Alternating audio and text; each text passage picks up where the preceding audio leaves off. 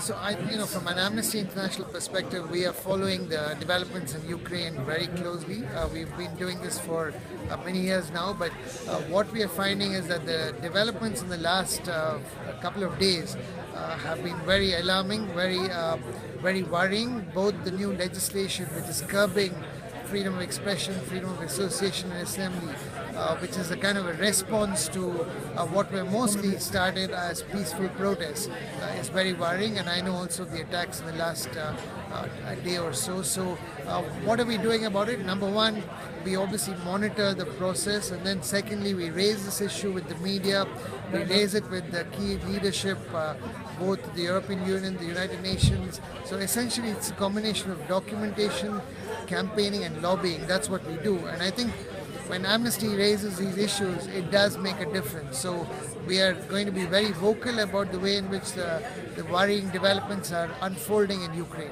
What do you think the international community can do now in such situation?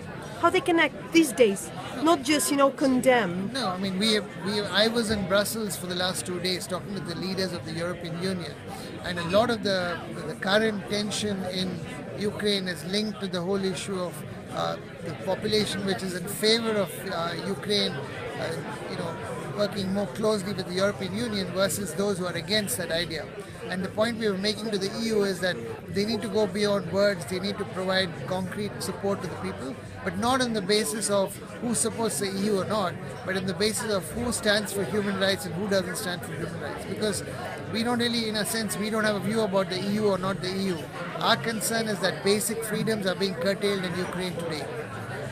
And is there any possibility of what would you find the way of mediation or anything just to stop the violence which happening right now in the streets?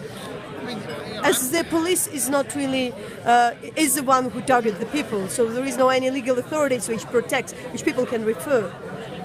No, I mean, Amnesty doesn't do mediation as such. That's not what we do. But we certainly, I think, by highlighting the issues, by speaking truth to power, it does make a difference. I think the point that Amnesty focuses on is to hold governments accountable, particularly those governments who are violating human rights, but not just governments, even civilian groups who are not observing human rights. It's our job to expose that, to bring that to public attention so the international community can take action.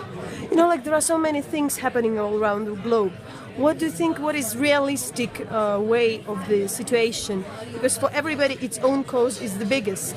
But while talking to the people, what would you think a realistic outcome of the international interference to Ukrainian case?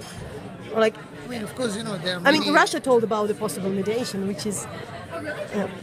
I mean, obviously, this is one of the... Even in Syria today, which is much under discussion, the problem we have is that the world powers, many of the richest countries, most powerful countries like Russia and the US and big countries, they're all furthering their own self-interest rather than promoting human rights. And that's the concern we have. So you could say, for example, that the situation in Syria is so difficult that it's deadlocked. But that doesn't mean we give up. Ukraine is a similar situation. It's not a new problem. It's a problem that's been going on for a long time. But even within that difficult Ukrainian situation, what's happened in the last few days, I think, is a very rapid deterioration of the environment for respecting human rights. Thank you.